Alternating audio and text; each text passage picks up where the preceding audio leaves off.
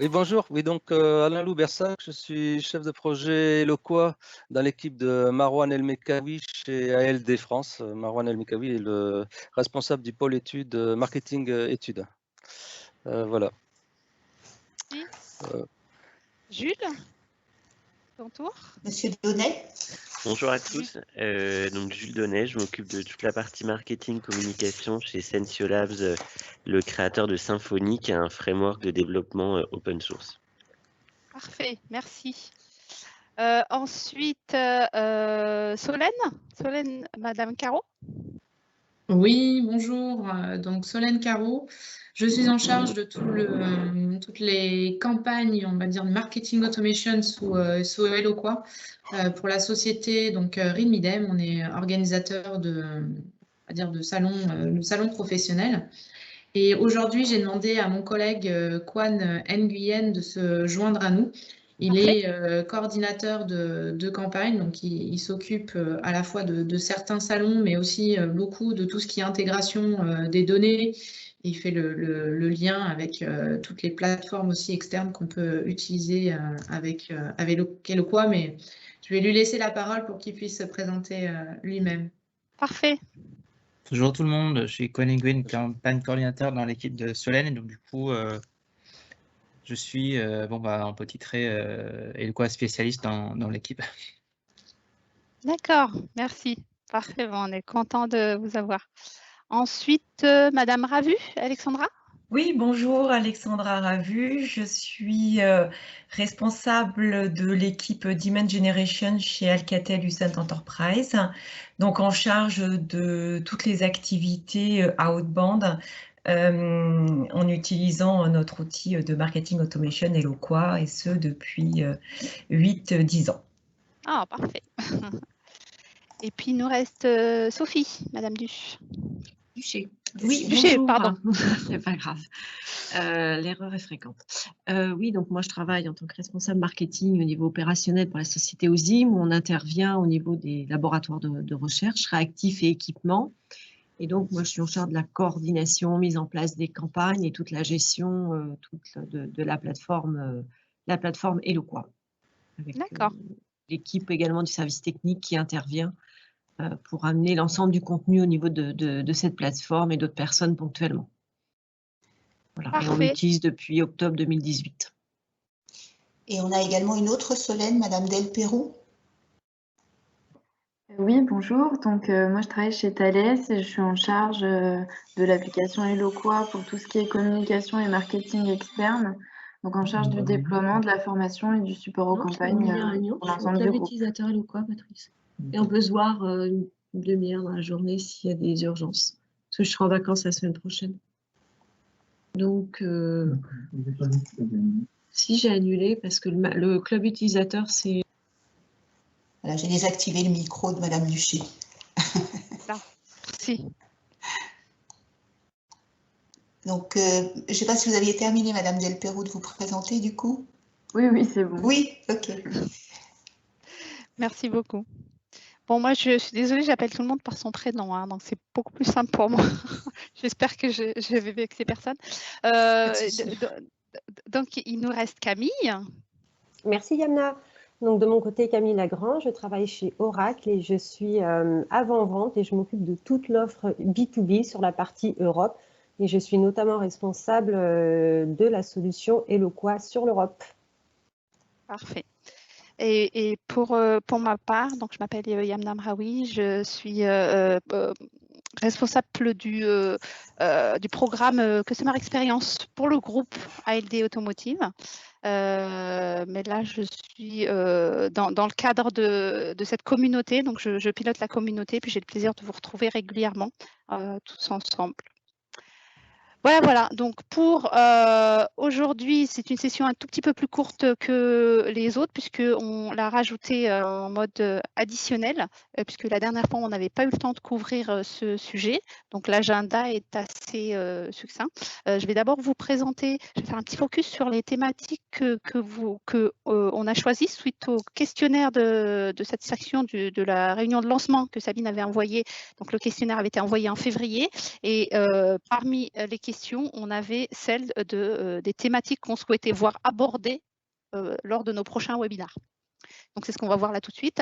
Et ensuite, je passerai la main à Camille qui va nous présenter les dernières nouveautés et la roadmap Eloqua. Voilà, voilà. Donc, les thématiques. Donc, sans surprise, c'est les thèmes classiques qui arrivent en tête. Gestion des leads, lead scoring, intégration. Ça, c'est vrai que c'est les sujets qui sont souvent plébiscités. Ensuite arrivent les autres sujets comme les modules Sales, Proactive et Engage, le GDPR, la gestion des assets et la communication interne qu'on avait vu le mois dernier. C'était la BNP qui avait témoigné sur ce sujet-là. Ensuite, on a eu pas mal de suggestions autres que ce qu'on vient d'aborder, notamment sur la partie reporting. C'est vrai que c'est un sujet qui est très large et qui est très important. On en a aussi sur la partie optimisation des campagnes, donc tout ce qui est nurturing, A/B test, le partage des bonnes pratiques, l'account-based marketing. On a aussi d'autres sujets assez intéressants et assez originaux, comme l'utilisation hors norme d'Eloqua, donc pour utiliser Eloqua pour faire autre chose que du marketing et de la com. Okay. Donc ça peut être intéressant d'avoir un témoignage sur une utilisation un petit peu exotique d'Eloqua. On a aussi pas mal de demandes sur la partie website, l'écosystème, une demande aussi de faire intervenir régulièrement des partenaires de l'écosystème Oracle, ça c'est pas mal aussi. Tout ce qui est data, certification, voilà, des sujets divers et variés. On a plein de sujets sur la table, donc ça c'est assez intéressant. Je vous laisserai lire sur la partie utilisation des modules, parce qu'il n'y a pas grande surprise là-dessus. Hein. C'est les modules classiques que nous utilisons tous. Et donc, avant de laisser la parole à Camille, je voulais juste faire un petit mot pour savoir comment on allait s'organiser pour la suite. Donc, pour ceux qui n'étaient pas là les premières fois, et puis un petit rappel pour les autres, je vous rappelle qu'on se retrouve en fait tous les premiers mardis des mois pairs. Donc, notre prochain rendez-vous, c'est le mardi 1er juin. Okay. Entre-temps, entre deux webinaires, on aura de temps en temps des sessions supplémentaires, un peu comme celle d'aujourd'hui, hein, qui n'était pas prévue normalement, puisque la dernière fois, c'était avril, et puis prochain mois pair, juin. Et donc, sur cette session un petit peu additionnelle, Camille va nous présenter donc régulièrement, tout au long de l'année, les releases, les nouveautés, puis éventuellement d'autres sujets qui pourraient nous intéresser. Donc, au minimum, on aura une session additionnelle cet été pour la release 21C et une en fin d'année pour la release 21D. Voilà. Sinon, autre information, je vais créer un groupe privé dans Topliner. Donc, pour ceux qui le souhaitent, ce sera réservé de toute façon aux adhérents hein, de la communauté. Donc, ceux qui souhaitent, je pourrais les rajouter dans ce groupe-là. Ça va nous permettre un petit peu de chatter ensemble entre deux webinaires, de se poser des questions, voilà, d'aborder un thème en particulier, etc. Donc voilà pour la communauté Topliner et évidemment, je ne désespère pas qu'on se voit en présentiel d'ici cet été ou au pire d'ici la fin de l'année. Voilà, voilà. Donc Camille, c'est à toi. Je te laisse la main. Merci Yamna. Je vais partager mon écran.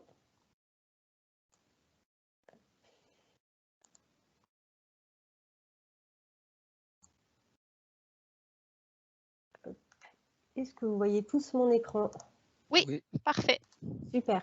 Donc l'idée, effectivement, c'était de vous proposer déjà une vue sur les dernières releases qui ont été faites. Donc là, vu qu'on est déjà en mai, dans la session d'aujourd'hui, je vais couvrir la partie 21A et 21B. Donc la release 21A a déjà eu lieu et la 21B est prévue bientôt. Et également, vous parler de la roadmap, des évolutions qui sont attendues dans les prochains mois. Donc l'idée, c'est qu'après, voilà, tous les trimestres, je puisse vous présenter un petit peu les notes de release. Et surtout, le but, c'est que ce soit une session interactive. Donc si vous avez la moindre question, vous n'hésitez pas à m'interrompre et puis on discute de toutes les releases, s'il y a des choses qui vous intéressent particulièrement, notamment du fait qu'il y a des points spécifiques qui sont en control availability. Donc ça veut dire qu'il faut faire une requête particulière pour avoir accès à certaines features. Donc voilà, n'hésitez pas, surtout pas à m'interrompre pendant la présentation si vous avez des questions, s'il y a des points sur lesquels vous souhaitez revenir. Alors, pour la partie release 21A et 21B. Donc déjà, la date de release de 21B, donc comme vous le savez, les releases sont étalées sur à peu près 15 jours. Donc je pense qu'en France, vous devez tous être sur le pod 6, il me semble, et du coup, la release, elle aura lieu entre le 28 et le 29 mai, donc à la fin du mois. Si vous êtes sur un autre pod, vous pouvez voir, les dates de release peuvent être un petit peu différentes. Si vous ne savez pas sur quel pod vous êtes actuellement, vous pouvez le voir très facilement quand vous vous connectez à Eloqua, en fait. Vous avez accès lors de la connexion, vous pouvez voir dans l'URL, il y a marqué P01, PD02, 03, etc. Et ça vous donne le nom du pod sur lequel vous êtes. En fait, les pods sont liés au data center, c'est pour ça que les releases peuvent être à des dates différentes. Pour avoir plus d'informations, je vous invite à aller sur la page Topliner. Sur la page Topliner, vous aurez toutes les informations nécessaires. Il y a les vidéos qui sont disponibles, donc qui sont réalisées par les product managers. Donc, je ne sais pas si actuellement, il y en a, enfin, vous assistez déjà aux releases qui sont faites par les product managers. Est-ce que vous êtes déjà dans la boucle? Est-ce que vous assistez à toutes les releases? Alors, Solène Caro, je parle au nom de mon équipe et de Quan, mais effectivement, quand on se connecte à notre session, on a maintenant les messages qui nous permettent de voir et d'assister aux releases. Donc, dans mon équipe, en tout cas, on essaye dans la mesure du possible, et en général, c'est mon collègue Quan qui se connecte à ce genre de choses. Super. Et pareil pour la France, oui. Quand on se connecte chez ALD Automotive, qu'il y a une nouvelle release, on a un message d'information et un lien où on peut aller voir les nouveautés. D'accord. Ok, donc c'est quelque chose de bien intégré. En tout cas, je vais vous envoyer le document après. Donc, si jamais vous n'avez pas les informations, s'il y en a certains d'entre vous qui n'ont pas les informations, dans le document, vous retrouverez le lien pour bookmarker la page. Et l'idée, c'est que ça vous donnera toutes les informations. Donc, vous allez avoir déjà la page principale avec du coup toutes les informations de roadmap, la liste des nouveautés, une vidéo qui explique un petit peu tout. Alors, c'est une vidéo en anglais. Et également, vous avez accès à d'autres ressources côté Topliner. Donc, déjà, un résumé de ce qui va être disponible.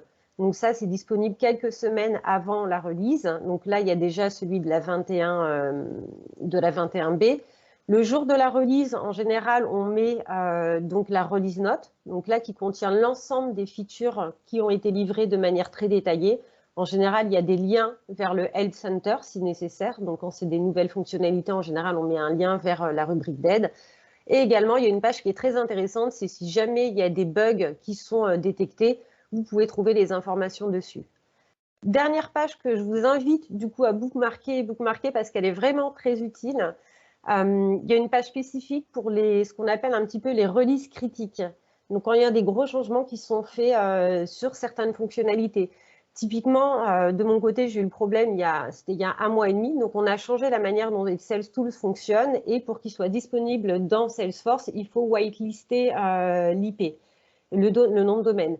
C'est quelque chose que je n'avais pas fait. Je me demandais pourquoi je ne pouvais plus voir Engage et Profiler dans Salesforce.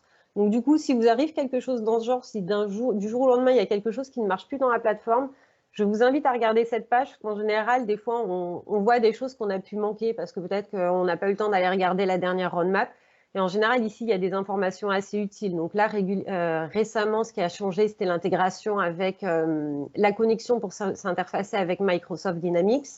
Donc, des petites choses comme ça. Donc, ça permet de vérifier qu'on n'a rien loupé et si jamais c'est le cas, de pouvoir rectifier le tir très rapidement. Donc, en termes, alors ça, c'est pas lié vraiment à la roadmap, mais il y a quand même une fonctionnalité dont je voulais vous parler.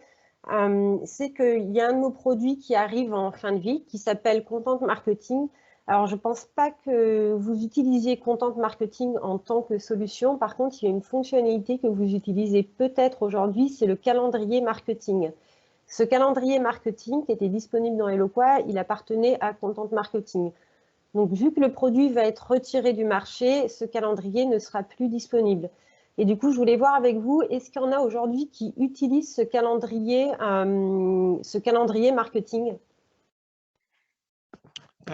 Oui, Jean-Paul Bouteloup, PwC, oui, nous on l'utilise. Alors, dans sa version freemium. Tout à fait, oui. Ok. Il y a d'autres personnes qui l'utilisent du coup? Non. C'est Yamna là. Moi, je peux pas dire pour mes pays. Donc, c'est possible qu'on ait un des. Alors, pour la France, Alain, tu peux peut-être nous dire si tu l'utilises. Mais pour les autres pays d'ALD, il est possible que ce soit utilisé. Donc, il faudrait que je me renseigne. Super. Non, à ma connaissance, pour la France, on ne l'a pas encore utilisé, mais justement, on y pensait. Donc, c'est bien de savoir que ça va s'arrêter. Ouais. Ok. Alors, pour info, on a pour plan de le remplacer par une autre fonctionnalité, mais qui ne sera pas dans l'immédiat, qui devrait être plutôt pour l'an prochain. Mais on a le plan de remplacer ce calendrier par un autre calendrier qui serait lié à notre solution qui s'appelle Content Marketing. Mais en tout cas, voilà, je voulais vous prévenir. Et si jamais c'est quelque chose que vous utilisez, n'hésitez pas à me faire un mail pour qu'après, moi, je repousse au Product Manager. Parce que plus on va leur repousser des informations en disant ça vous impacte au quotidien et plus on va pouvoir accélérer dans le développement de la roadmap, le développement d'un calendrier. Donc, si c'est quelque chose qui vous impacte, vous n'hésitez pas à me contacter et moi, je repousse l'information au Product Manager. OK ? Parce qu'aujourd'hui, Camille, il n'y a rien qui est prévu entre aujourd'hui et l'année prochaine pour les utilisateurs qui sont décommissionnés. Tout à fait. Le calendrier va être retiré. Donc aujourd'hui, il y avait le calendrier en accès donc free, donc qui permettait de voir les campagnes qui allaient être planifiées dans les prochaines semaines et les prochains mois. Donc ce n'était pas un calendrier qui était très avancé dans le sens où on ne pouvait pas trop créer d'entrées customisées, des choses comme ça, mais ça permettait quand même d'avoir une vue globale des campagnes. Et là, il va être supprimé donc en septembre 2021. Et on a pour plan donc sur l'année 2022 de pouvoir créer un nouveau calendrier, de vous donner l'accès à un nouveau calendrier. D'accord, donc il n'y a pas de contournement qui est proposé, il va purement et simplement disparaître et en attendant l'année prochaine, il faudra faire 100. C'est bien ma compréhension. Tout à fait, à part si on arrive à pousser au Product Manager que c'est une fonctionnalité qui est très utilisée et qui a besoin d'être développée et d'être mise en priorité sur la roadmap. Ça marche. C'est tout l'intérêt du coup des sessions qu'on peut faire, c'est que moi je peux être votre voix auprès des Product Managers, dire cette fonctionnalité elle est très impactante, donc il faut le mettre en priorité dans le développement de la roadmap. D'accord, très bien, merci. Du coup, sur les nouveautés qui ont été livrées en 21A et 21B. Alors, la première nouveauté, donc je pense que ça ne vous a pas échappé, mais on est en train de changer le design de la plateforme Eloqua. Donc, vous avez pu voir que la homepage a déjà changé. Donc, c'est une interface qui est sur fond noir avec quelques couleurs. Cette interface, elle s'appelle Redwood. Donc, ça correspond à notre nouvelle charte graphique, la nouvelle charte Oracle. Et donc, l'ensemble de la solution Eloqua va changer à terme pour adopter cette interface Redwood. Donc là, actuellement, il y a déjà la page d'accueil d'Eloqua, la page de connexion qui ont été changées en Redwood. Et sur la 21A, ce qui a été également ajouté, c'est la partie reporting. Donc, vous avez dû noter quand vous vous connectez à vos rapports que vous avez une nouvelle interface, vous avez un nouveau design pour les rapports. Et donc, dans les prochains mois, petit à petit, il y a l'ensemble des fonctionnalités qui vont être mises à jour, que ce soit le Canva de Canvas, le Canva de campagne, que ce soit l'outil de création d'email. Donc, tout va passer sous Redwood, qui est une interface un petit peu plus moderne, du coup, que celle d'Eloqua actuelle. Mais ça, on va dire que ça ne change pas les fonctionnalités de base. C'est vraiment la couche supérieure de données. Donc, dans les grosses nouveautés cette année, donc, on a développé une offre autour de l'intelligence artificielle parce que c'était quelque chose qui était vraiment très demandé. L'intelligence artificielle aujourd'hui, c'est ce qui vous permet vraiment d'augmenter l'efficacité des campagnes et de gagner du temps.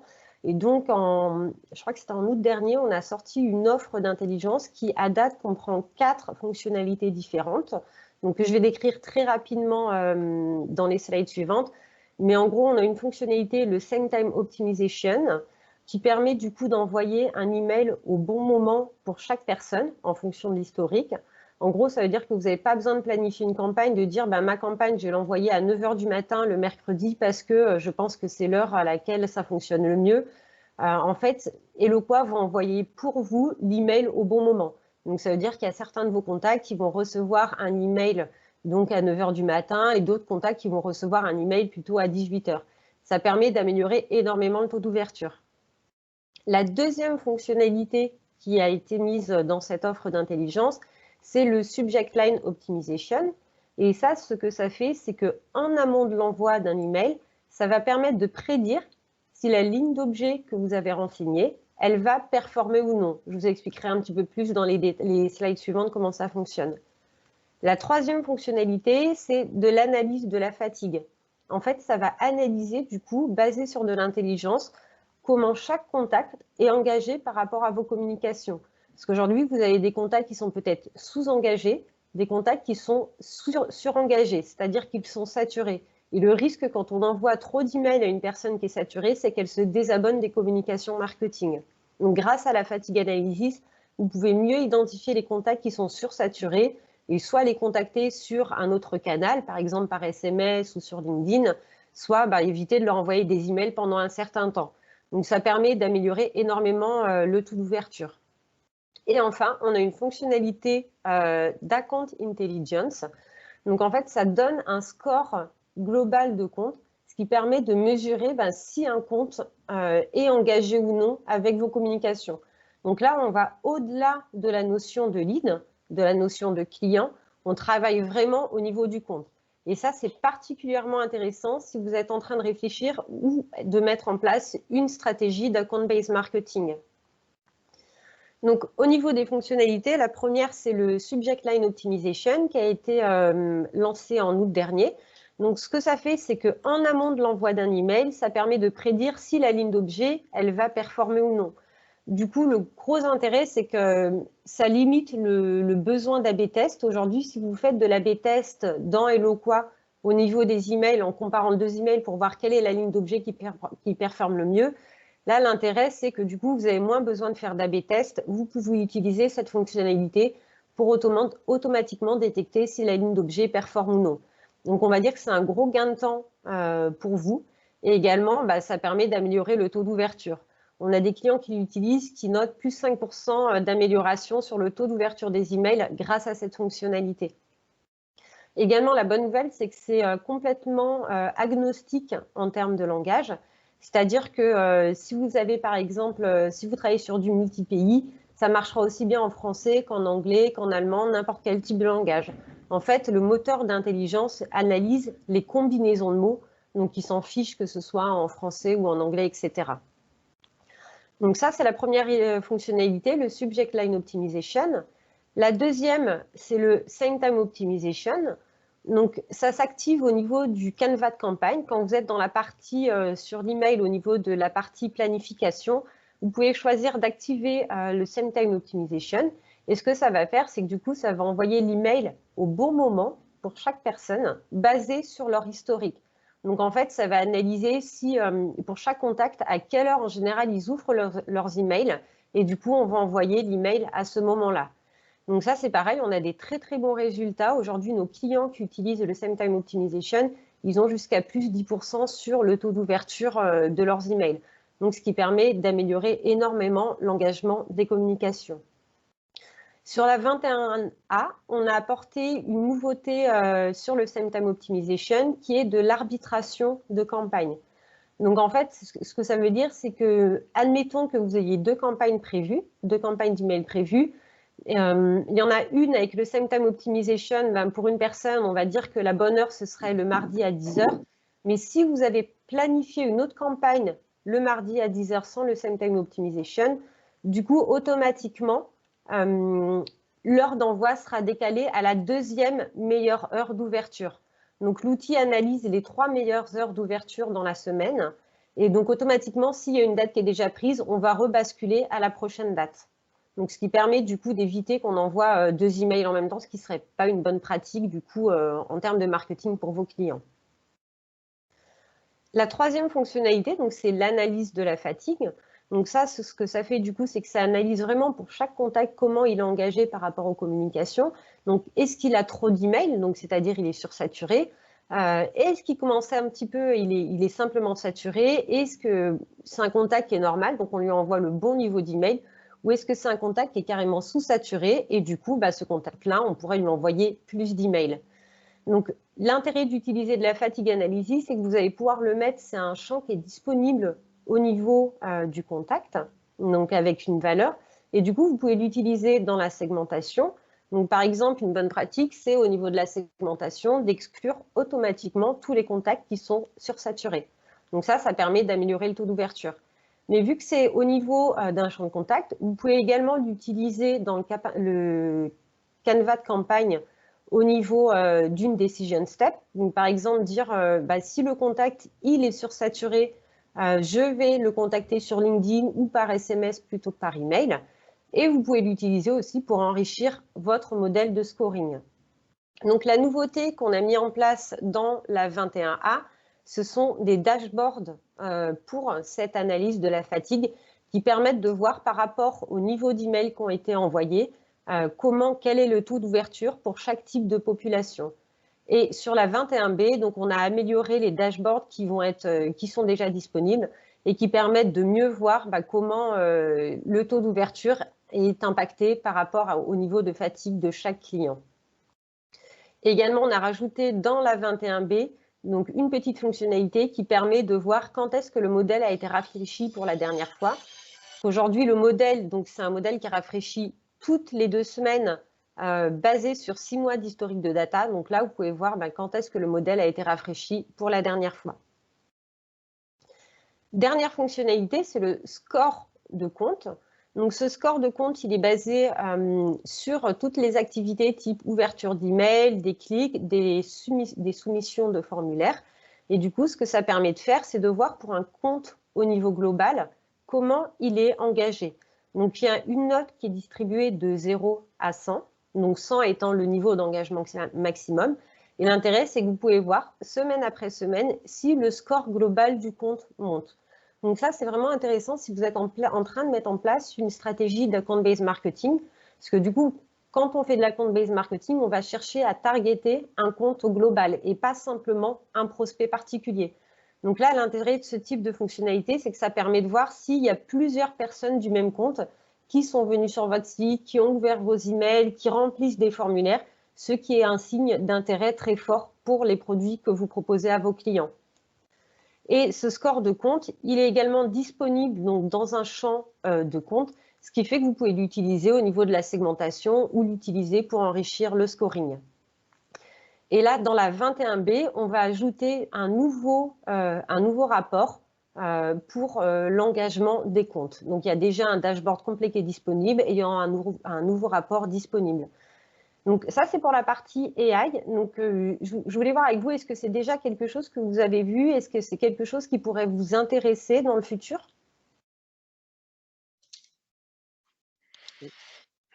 Alors, nous, Jean-Paul Bouteloup, on est en train d'étudier, oui, le fait de venir l'utiliser là dans les prochains mois, ce module-là pour voir, voilà, passer aussi dans une approche d'account-based management, particulièrement. D'accord. OK. Est-ce qu'il y a d'autres personnes qui seraient intéressées pour avoir peut-être plus d'informations sur le sujet? Alors, Solène Caro de la société Rimidem, on en avait effectivement entendu parler de ces fonctionnalités. Donc, oui, ça pourrait être des choses qui pourraient nous intéresser. Ok, super. Alors, ce que je peux faire, c'est en discuter du coup avec les responsables, votre compte manager, pour organiser une présentation plus détaillée avec une démo de la solution, voir comment ça fonctionne et étudier des use cases avec vous également sur cette partie-là. Entendu. S'il y a d'autres personnes intéressées, n'hésitez pas à me contacter ou à en parler. Oui, Sophie de la société Ozim. Moi, j'en avais déjà parlé avec mon account manager, Sofiane, et je crois ça nécessitait quand même un budget assez non négligeable, hein, parce que donc on avait mis ça malheureusement un peu de côté. Je confirme. Et donc comme on est une petite PME, malheureusement on l'a mis de côté. Et oui, il y a plus d'1 an et demi qu'on en a entendu parler, et c'est dommage. Parce que je crois que c'est le module qui intègre les 4 fonctions. Et 4 IA, enfin, c'est ça. C'est pas seulement une ou l'autre. Ouais, dommage. Alors, pour information, donc, concernant cette offre d'intelligence, c'est un point que nous, on a déjà remonté au Product Manager, que déjà, alors, certains d'entre vous sont, enfin, de ce qu'on a pu voir, c'est qu'il y a des fonctionnalités qui ont l'air plus intéressantes pour certaines personnes. Et dans les prochains mois, il y a une nouvelle fonctionnalité qui va arriver qui s'appelle du predictive scoring, donc qui permet de détecter automatiquement si un lead va convertir ou non. Et quand cette fonctionnalité sera mise en place, normalement d'ici la prochaine release, ce qui va se passer, c'est qu'on devrait splitter l'offre d'intelligence en créant une offre qui serait plus light.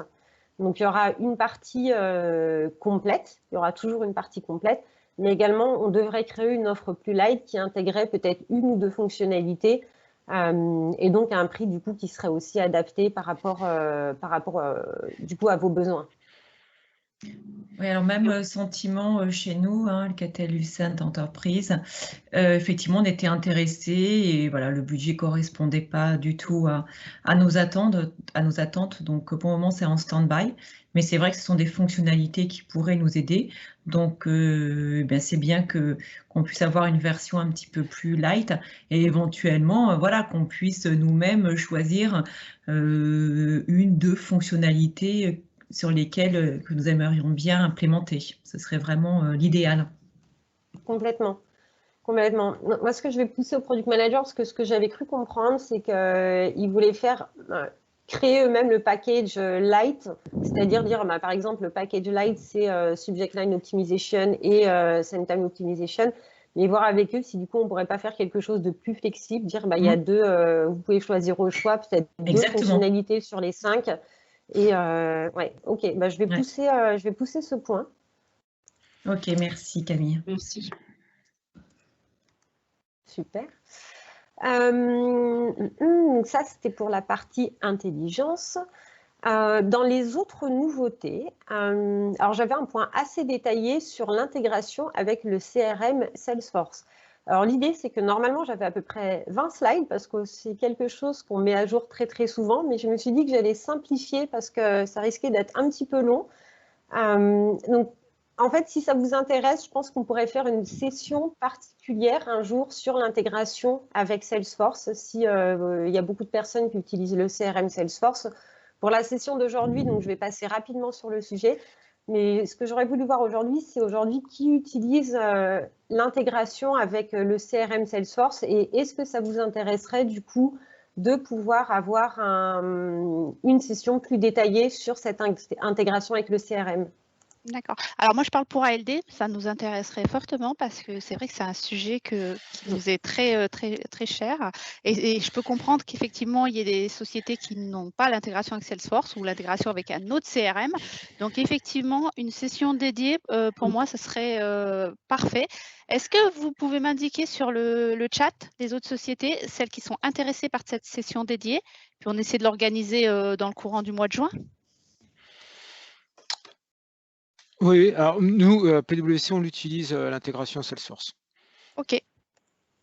Donc justement, par rapport au message que j'ai reçu en parallèle, oui, au plaisir aussi de partager notre propre expérience sur l'intégration et les bénéfices qu'on a pu en tirer, quoi.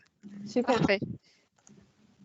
Oui, Solène Caro, Midem, on utilise Salesforce aussi, donc je pense que ça nous intéresserait aussi. D'accord. Alors nous aussi, chez Alcatel Lucent Enterprise, ça nous intéresse. Bon, c'est parfait. On a déjà pas mal de personnes intéressées. Donc, on peut organiser ça. Camille, on verra, on trouvera une date appropriée pour le mois de juin. Ouais, ou début juillet. Ouais. Je pense que ça pourrait être intéressant de faire un retour d'expérience sur les bonnes pratiques quand on met en place une intégration avec Salesforce. Qu'est-ce qui est prioritaire, qu'est-ce qui est peut-être moins prioritaire, les types de flux à paramétrer. Parce que la documentation aujourd'hui, je pense qu'elle est plutôt claire, elle est plutôt simple à mettre en place. Après, je pense que c'est plus dans les bonnes pratiques, dire comment mettre en place, par exemple, les réponses de campagne, des choses comme ça, ou quelles sont les informations à synchroniser, les informations qu'on devrait éviter de synchroniser. Il y a des bonnes pratiques comme ça, je pense qu'on peut échanger entre nous. Ouais. Et puis pour ceux qui ont une intégration avec un autre CRM, dites-moi aussi si vous voulez une autre session dédiée par exemple à Dynamics. Nous chez ALD on ne l'a pas, mais évidemment s'il y a d'autres sociétés qui sont intéressées, on peut faire voilà, 2 sessions séparées, une pour Salesforce et une pour Dynamics par exemple. Ok, bon, pour l'instant, on n'a que du Salesforce, mais éventuellement, n'hésitez pas à m'écrire. Sur une session Dynamics, moi je serais intéressée. Solène de Thales. Thales, d'accord. Ouais. Et je vois dans le chat aussi que Sophie est aussi sur Zim, Dynamics. on est Dynamics. Pardon. Eh bien, parfait. Parfait. Donc, du coup, Camille, je t'ai doublé ton travail puisqu'on fera aussi une session spéciale pour Dynamics. Il n'y a pas de raison, hein? Tout à fait. Voilà. Sachant que le mode d'intégration avec Dynamics est un petit peu différent, mais on a pour projet d'avoir le même fonctionnement qu'avec l'app Salesforce, c'est-à-dire de ne plus passer par les capacités natives d'Eloqua où il fallait paramétrer les réponses au niveau des réglages. Maintenant, on a une app pour Salesforce et le but, c'est que cette app soit également disponible pour Microsoft Dynamics. Parce que c'est vrai que ça rend le paramétrage beaucoup plus facile au niveau des synchronisations avec le CRM. Parfait. Parfait. Bon, on vous indiquera les dates. Donc, du coup, je vais passer très rapidement sur cette partie Salesforce.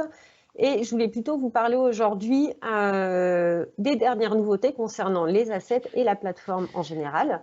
Donc, j'ai une petite fonctionnalité qui a été mise en place sur la 21A qui est assez intéressante. Donc, il y a quelques mois, on a donné la possibilité de pouvoir faire archiver des emails et des formulaires, ce qui permet du coup d'avoir une plateforme un petit peu mieux organisée et de pouvoir, s'il y a des choses qu'on n'utilise plus, de pouvoir les archiver automatiquement. Et là, ce qu'on a mis en place sur cette release 21A, c'est de pouvoir archiver carrément un dossier complet. Donc, ce qui permet du coup d'avoir une instance qui est un petit peu plus claire et de mieux se retrouver dans les assets qu'on peut utiliser ou non. Une autre petite fonctionnalité qui a été mise en place en 21A qui est assez intéressante au niveau des formulaires, c'est la possibilité de pouvoir bloquer la soumission de formulaires. Donc, ça se fait au niveau du réglage du formulaire. Et en fait, l'intérêt, c'est que du coup, le formulaire sera toujours disponible sur la landing page. Donc, admettons que ce soit une landing page que vous vouliez garder pour une raison particulière, le formulaire sera toujours disponible, mais par contre, les personnes ne pourront plus remplir le formulaire. Donc ça, du coup, vous pouvez sélectionner automatiquement quels sont les formulaires que vous voulez mettre, du coup, bloquer ou non. Donc, c'est-à-dire que les personnes, elles ne peuvent plus répondre dessus. Et c'est aussi particulièrement utile dans le cas où vous faites face à une attaque de spam. Donc ça peut arriver. On a eu le cas récemment, je crois que c'était plus sur l'Europe, un de nos clients qui était régulièrement attaqué au niveau des formulaires par des spams. Et du coup, en bloquant, si vous détectez à un moment donné que vous avez une attaque de spam sur un formulaire spécifique, vous mettez le formulaire hors ligne pendant quelques temps. Ça permet du coup d'arrêter l'attaque de spam. Et toujours au niveau des spams, il y a une petite fonctionnalité très sympa qui va être lancée avec la 21B. Alors pour le moment, ce sera en control availability. Mais si ça vous intéresse, n'hésitez pas à vous rapprocher de votre responsable de compte pour pouvoir avoir cette fonctionnalité. En fait, le spam protection, ce que ça va faire, c'est qu'en l'activant au niveau du formulaire, ça va permettre également de pouvoir détecter d'éviter les attaques de spam. En fait, la manière dont ça fonctionne, c'est très très simple, mais c'est aussi très très efficace, c'est que ça ajoute un champ caché sur le formulaire. Donc, des vraies personnes qui remplissent le formulaire ne vont pas voir le champ, donc le champ caché, il va être vide. Mais par contre, un spam, il n'est pas capable de détecter que c'est un champ caché et du coup, lui, le spam, il va remplir le champ avec une valeur quelconque. Et donc, du coup, si ce champ est rempli, on détecte qu'automatiquement, c'est un spam et à partir de là, ça permet de l'éviter. On va faire en sorte qu'il ne puisse pas valider le formulaire. Donc, ça analyse, d'une part, ce champ caché, mais également le temps mis pour remplir un formulaire. Typiquement, un formulaire qui est rempli en 0,5 secondes, en général, c'est plutôt du spam. Donc ça, c'est une fonctionnalité qui est très intéressante et surtout qui marche très bien et qui évite de passer par tous les modules de CAPTCHA. Oui, CAPTCHA, c'est comme ça qu'on dit, parce que c'est vrai que c'est des modules intéressants, mais qui des fois sont un petit peu compliqués pour les utilisateurs. J'imagine que vous avez tous eu le cas où il faut trouver... alors, il faut réécrire des lettres et on s'y reprend à 10 fois parce que ça ne marche jamais. Ce n'est pas les bonnes lettres, genre le 1 ou le 7 qui se ressemblent, des choses comme ça, où il faut trouver les avions sur une photo. Et pareil, il faut s'y reprendre à 3 fois pour bien trouver tous les avions sur les différentes photos. Donc là, l'intérêt, c'est que pour vos utilisateurs, c'est complètement transparent, mais ça permet d'éviter les attaques de spam. Donc, si ça vous intéresse, encore une fois, n'hésitez pas à nous contacter et on verra pour activer cette fonctionnalité sur vos instances. Excusez-moi, elle n'est Oui. pas par défaut, le spam protection? Alors, elle va être mise, en fait, quand on fait une release, en général, alors pas pour toutes les fonctionnalités, mais en général, une release, elle a 2 stades. Il y a un stade qu'on appelle le control availability. Donc, en fait, on met la fonctionnalité par défaut, mais pour un groupe restreint d'utilisateurs. Le but, c'est de vérifier que tout se passe bien avec la fonctionnalité. Et en général, lors de la release suivante, on le met en General Availability, donc en GA. Et là, c'est disponible pour tout le monde. D'accord. Mais du coup, si vous souhaitez faire partie de la CA, donc la Control Availability, c'est quelque chose qui est possible. Il faut faire la demande auprès du responsable commercial. Et du coup, en général, on peut avoir accès à la fonctionnalité en Control Availability, ce qui permet de la tester en avant-première. Mais dans tous les cas, elle passe en général, la release d'après, elle passe de la Control Availability à la General Availability. Donc le Spam Protection, j'imagine qu'il sera disponible en 21C pour tout le monde. Et au pire des cas, ce sera en 21D. Et ça veut dire quoi en termes de parce que moi, je suis en plein dedans en ce moment avec les codes CAPTCHA à réintégrer dans mes formulaires. Et je confirme, c'est un peu une galère parce que moi, je suis scientifique, enfin, je suis pas du tout, c'est pas mon métier. Et du coup, ils sont bien présents, mais ils ne bloquent pas totalement le formulaire. Il faut repasser par le HTML. Enfin, bon, c'est un petit peu sportif. Donc là, effectivement, je suis plus qu'intéressée d'avoir cette fonctionnalité. Si on peut l'activer, parce que moi, entre autres, j'utilisais Eloqua pour autre chose que du marketing aussi. Vous en parliez tout à l'heure, je fais une petite parenthèse. C'est vrai que les codes CAPTCHA à réintégrer dans l'HTML des formulaires, bon, c'est pas rien, quoi. C'est un métier, quoi. Et donc là, effectivement, c'est particulièrement intéressant de savoir quand est-ce que ça sera disponible, on va dire par défaut, voire de faire partie du bêta-test. Oui, complètement. N'hésitez pas à m'envoyer un email après. Je pense que mon nom est dans la liste des participants. Et puis, on pourra voir du coup comment mettre ça en place sur le programme de Control Availability. D'accord, très bien. Une autre petite fonctionnalité qui a été mise en place pour la 21A, lors de la 21A, c'est une petite icône qui est disponible au niveau de la barre de menu. Donc, c'est dans le cas où vous avez des instances de test. Ça permet de voir en un clin d'œil si on est sur l'instance de test ou sur l'instance de prod. Donc, bien évidemment, ça ne fonctionne que si vous utilisez également des instances de test.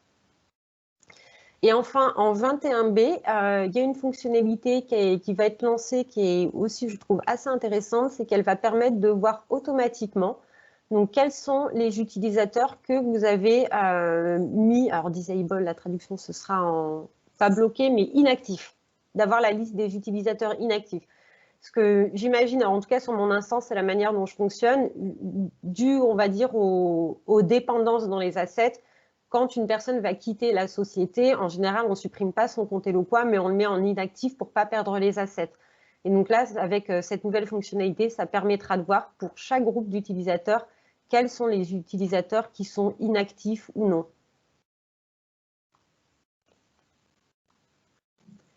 Donc ça, c'était pour la partie release. Est-ce que vous avez des questions sur l'ensemble des fonctionnalités ou est-ce qu'on peut passer, vous souhaitez passer à la vision? Si vous avez des questions, surtout n'hésitez pas, on peut prendre un petit peu de temps pour en parler.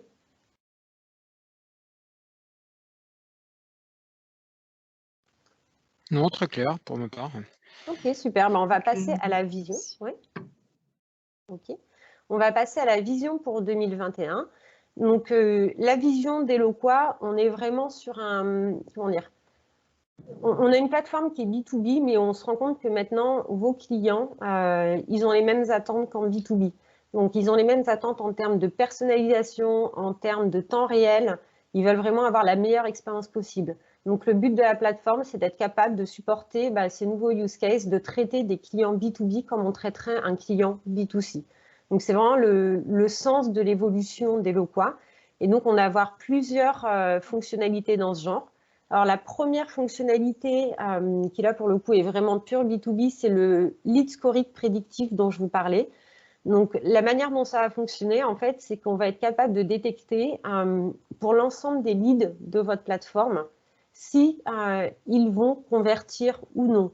Donc, en fait, il y a un score qui sera attribué au niveau de chaque lead. Donc, ça va être différent du modèle de scoring. C'est complètement séparé. Vous allez garder vos modèles de scoring, mais en plus, vous aurez un score qui va être disponible au niveau du contact, qui sera disponible dans un champ de contact, et qui va détecter si un utilisateur, un de vos prospects, il va convertir ou non.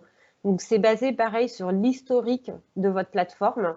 Donc, basé sur l'historique des clients qui ont converti, on va comparer à la fois le profil, les activités comportementales. Et on va être capable de détecter quels sont les leads qui sont sur le point d'être qualifiés ou non.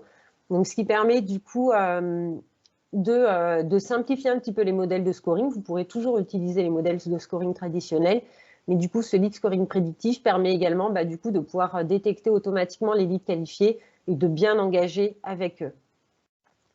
La deuxième fonctionnalité, et là on rentre vraiment sur la partie cross-channel. Donc aujourd'hui, comme vous le savez, si vous voulez faire du SMS dans Eloqua, il faut passer par un partenaire.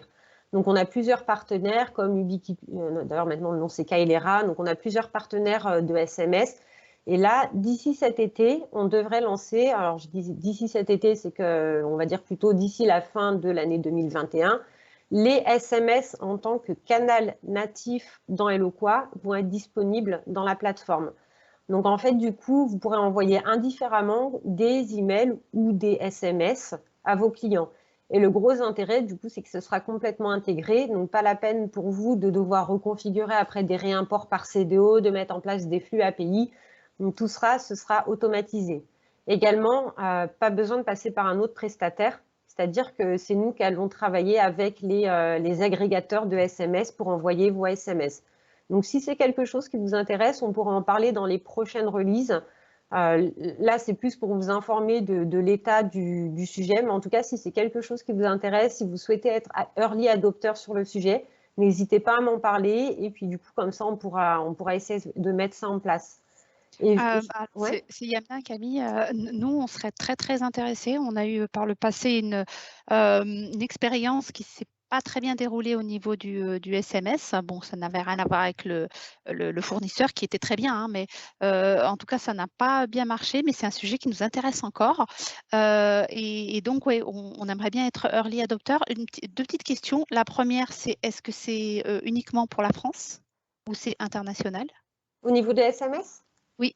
A priori, ce sera international. Il n'y a pas de raison que ce soit bloqué sur la France, puisque tous les pays du monde vont en bénéficier. Oui, voilà, c'est ça. Tous les pays du monde vont en bénéficier. D'accord. Et la deuxième question, c'est peut-être un peu tôt. Est-ce que tu as des indications sur la partie, on va dire, modèle économique? Comment seront facturés les SMS par rapport aux licences Eloqua? Pour le moment, on n'a pas le détail exact de la facturation. Donc, j'imagine qu'il y aura soit un package avec par volume de SMS, mais pour le moment, je n'ai pas le détail précis sur le type de package qui sera proposé. D'accord, très bien. Et dès que ce sera disponible, je ferai un retour sur le sujet. Parfait. Nous, on serait intéressés chez LD. Super. Est-ce qu'il y a d'autres personnes qui seraient intéressées pour tester les SMS ou même simplement sans les tester pour pouvoir envoyer des SMS avec la plateforme Eloqua? Oui, au ZIM, oui. Nous, on serait intéressés, oui. C'est quelque chose qui est de plus en plus demandé par l'équipe commerciale, aussi au vu de la configuration de l'environnement Covid qu'on a actuellement. Il y a de moins en moins de gens dans les laboratoires. Et donc, il y a un souhait de l'équipe commerciale de communiquer davantage via des mobiles. Donc, oui. D'accord. Oui, pareil au niveau de Rinidam, mais par contre, nous, c'est notre base de données qui n'est pas en... Moi, je dirais il faudrait qu'on travaille dans ce sens-là aussi.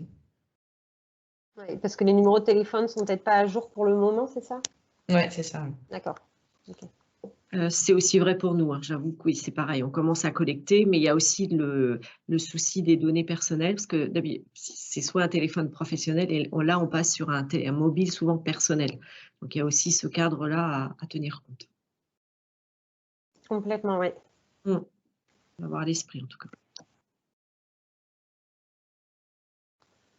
OK. Dans ce qui va être également livré dans le courant d'année, ah oui, alors celle-ci, elle est assez intéressante également, parce que c'est de la gestion en fait de dépendance. J'imagine que vous avez tous été dans le cas où vous essayez de supprimer peut-être un champ de contact pour en avoir un nouveau. Et là, on se rend compte que le champ de contact, il est lié à 3 segments qui eux-mêmes sont liés à 2 campagnes, qui eux-mêmes sont liés à XXXXX. Et du coup, ça rend la suppression des fois très compliquée. Et c'est assez compliqué des fois de voir chaque champ, à quoi chaque champ est lié. Et donc là, en fait, on va mettre en place un outil qui va permettre de mieux voir donc, les dépendances et les relations donc, entre les différents assets. Ce qui permettra du coup d'être plus efficace quand vous voulez supprimer certains assets. Parce qu'aujourd'hui, ça peut être un petit peu compliqué. Des fois, quand on veut supprimer des assets avec toutes les dépendances, ça peut être assez chronophage. Donc le but, c'est que vous puissiez gagner du temps sur la suppression d'assets. Et également, une fonctionnalité qui nous était très, très demandée, c'est de pouvoir fournir un historique au niveau de la révision des assets. Donc, en gros, être capable de dire tel asset, il a été modifié pour la dernière fois à telle date et par qui. Donc, ça permet du coup d'avoir plus de contrôle sur ce qui a été fait dans la plateforme, mais également de pouvoir restaurer un asset à une précédente version. Donc ça, c'est quelque chose qui nous a été très demandé. J'imagine que pour vous, ça doit être aussi quelque chose d'assez important. Donc ça devrait être mis en place sur la fin d'année. Ah, c'est intéressant ça. Et sur les versions précédentes, on remonte à combien de versions? Alors pour l'instant, on n'a pas le détail exact, mais dès qu'on aura plus d'informations, je pourrais revenir pour fournir plus d'informations sur la manière, enfin sur en tout cas l'historique jusqu'auquel on est capable d'aller. Super, merci.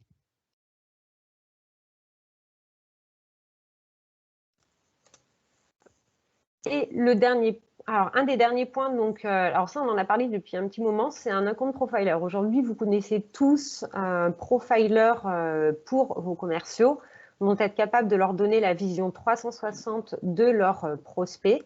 Et en fait, ce qu'on est en train de développer et ce qui va vraiment dans le sens d'une stratégie de compte-based marketing, c'est un account profiler. Donc en fait, ce que ça va donner, c'est une vision complète du compte pour les commerciaux. Donc, ils auront accès vraiment à une fiche 360 qui va contenir à la fois le profil du compte, c'est-à-dire quels sont les leads qui appartiennent à ce compte, mais également une vision globale de l'engagement de chaque compte. Donc, du coup, pour un commercial qui a sa stratégie d'account-based marketing, qui souhaite travailler sur un compte spécifique, ça lui permet vraiment de voir en temps réel l'engagement de chaque compte avec lequel il est en train de travailler. Donc ça devrait être disponible normalement sur cette fin d'année. Également, il va y avoir une petite nouveauté dans Profiler. Donc, alors, je ne sais pas si vous êtes au courant, mais on a un outil qui s'appelle Datafox. Datafox est une base de données de comptes qui, du coup, fournit des données riches sur les comptes sur lesquels vous souhaitez travailler ou les comptes avec lesquels vous travaillez déjà. Donc, ça donne des données type le nombre de personnes qui sont dans le compte, le nombre de personnes dans la société, le lieu de la société, où est-ce qu'ils sont basés, le chiffre d'affaires de la société, mais également des informations type, il y a un scoring qui est mis en place. Donc, on est capable de scorer l'ensemble des sociétés et vous avez accès à des informations sur les sociétés. Par exemple, est-ce que récemment, elles ont engagé quelqu'un de nouveau? Est-ce qu'elles sont en train de licencier du monde? Est-ce qu'elles viennent d'ouvrir une nouvelle usine? Des choses comme ça. Donc ça, cet outil Datafox, aujourd'hui, il est déjà intégré à Eloqua. Donc, on est capable d'enrichir les comptes Eloqua avec les données Datafox. Et bientôt, Datafox sera aussi également disponible dans Profiler pour que, du coup, les commerciaux puissent avoir accès à cette vue complète sur leur compte. Donc, si c'est quelque chose qui vous intéresse, si vous n'avez jamais entendu parler de Datafox, n'hésitez pas à me contacter et on peut vous faire une présentation plus détaillée sur le sujet et voir comment ça peut vous aider. Ça va vous aider même à avoir une donnée qui est beaucoup plus clean sur vos données de compte et même de contact. Oui, Jean-Paul Boutoulou, moi, ça m'intéresse surtout justement dans cette logique d'ABM, de voir en quoi ça peut faire sens de lier ces deux technos, quoi. Ok, ça marche. Je prends le point, il est noté. S'il y a d'autres personnes intéressées, n'hésitez pas à revenir vers moi et puis on pourra vous présenter plus en détail Datafox et la manière dont ça marche, les données qu'on récupère et surtout comment on s'en sert pour enrichir Eloqua. Parce que le but, c'est vraiment que ça puisse vous servir d'un point de vue marketing et avoir des profils plus complets et plus clean sur vos comptes et contacts. Et je pense qu'on en arrive au dernier point. Donc, le dernier point, donc on parle d'expérience client cross-canal, c'est-à-dire d'être capable de contacter un utilisateur à la fois sur SMS, par email. Mais il y a un canal qui est aussi très important, c'est votre site web. Et d'autant plus avec le Covid, où maintenant la plupart des activités sont digitales, c'est de plus en plus important d'avoir un site web qui soit adapté, qui soit performant et qu'on soit capable du coup de personnaliser par rapport à chaque client. Mais également un site sur lequel on fait de l'A/B test régulièrement de manière à l'optimiser. Donc, on a une solution qui s'appelle Maximizer, donc vous avez peut-être déjà entendu parler, qui permet de faire de l'A/B test ou du multivariant test sur vos sites Internet de manière à les optimiser, et sur lequel, avec Maximizer, vous pouvez également faire des campagnes de personnalisation. Et donc là, ce qui va être mis en place cette année, c'est une intégration entre Eloqua et Maximizer. Donc, un type de use case, c'est que, admettons que demain, vous poussez un email à un de vos clients avec une offre spécifique. Cette information, on va pouvoir la pousser dans Maximizer pour que, du coup, quand l'utilisateur va venir sur le site, on va être capable de lui proposer, par exemple, une bannière qui reprenne le contenu de l'email ou un contenu similaire ou complémentaire à celui de l'email. Donc, l'idée, c'est d'être capable de pousser le même message sur différents canaux, donc que ce soit le canal site web ou que ce soit le canal mail. Donc, de pouvoir aller plus loin dans les informations que vous voulez passer à vos utilisateurs. Et est-ce qu'aujourd'hui, vous faites tous de la personnalisation sur vos sites web?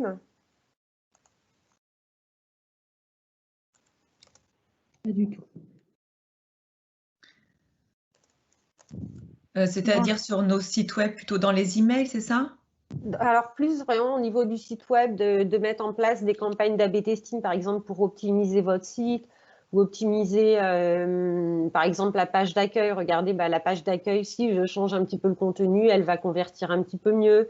Ou des campagnes de personnalisation, c'est-à-dire qu'une personne qui va se connecter sur votre site web, enfin, qui va venir sur votre site web, selon son profil, on va pouvoir lui pousser un contenu différent. Si on l'a fait un peu de contenu dynamique simplement pour des logos ou pour des mentions légales. Mais, voilà. D'accord. Oui, je crois que l'autre département d'ALD qui utilisait Eloqua, ils ne sont pas représentés là, il faudrait que je les invite. Ils font ce genre d'activité, mais en même temps, ils ont une activité web qui est un petit peu plus, on va dire, commerciale que nous, partie leasing. D'accord. Ok. Dans tous les cas, voilà, si c'est un sujet qui vous intéresse, on pourra en reparler, parce que c'est vrai qu'aujourd'hui, vraiment encore plus à l'heure du Covid, votre site web, c'est devenu quand même un moyen de communication qui est de plus en plus important. Donc, d'où le fait d'avoir un site qui soit bien optimisé, qui soit bien personnalisé. Et du coup, c'est des thématiques sur lesquelles on peut vous aider et ça permet d'améliorer l'expérience client et donc forcément de mieux convertir. Et du coup, on en a fini pour toutes les releases et une description générale de la roadmap. Est-ce que vous avez des questions par rapport aux différentes fonctionnalités? Non, moi j'avais une question par rapport à ce qu'on appelle les idées. Est-ce que tu peux nous rappeler, Camille, comment sont prises les idées des clients Eloqua, donc à l'international, j'imagine, de façon à en faire des futures releases, des systèmes de points ou autres? Tout à fait. Alors, on va dire que les nouvelles fonctionnalités, elles sont développées conjointement en fonction de la demande déjà qui est faite par vous. Donc, je ne sais pas si vous participez tous alors je crois que le nom c'est CAB, Customer Advisory Board. Donc, c'est une session durant laquelle vous pouvez échanger avec les product managers pour demander des fonctionnalités spécifiques. Donc ça, c'est un premier point. Donc, c'est analysé par les product managers, c'est-à-dire que s'il y a beaucoup de personnes qui demandent, nous, on est intéressé par ça, ils vont le mettre dans la roadmap. Le deuxième point, sur Topliner, il y a une page spécifique où on peut voter pour des fonctionnalités. C'est-à-dire que s'il y a quelque chose qui n'est pas dans la plateforme, vous pouvez le demander, dire « moi, je serais intéressé pour que, par exemple, dans le contenu dynamique, on ait ça, ça, ça, ça, ça ». Donc, vous mettez la fonctionnalité qui vous intéresse et après, les gens vont venir voter sur cette fonctionnalité. Dire « nous, on trouve que oui, c'est une fonctionnalité qui est intéressante, qui nous servirait aussi ». Et donc ça, du coup, quand on a un niveau de vote qui est important, les product managers le prennent en compte et du coup, mettent la fonctionnalité dans la roadmap. D'accord.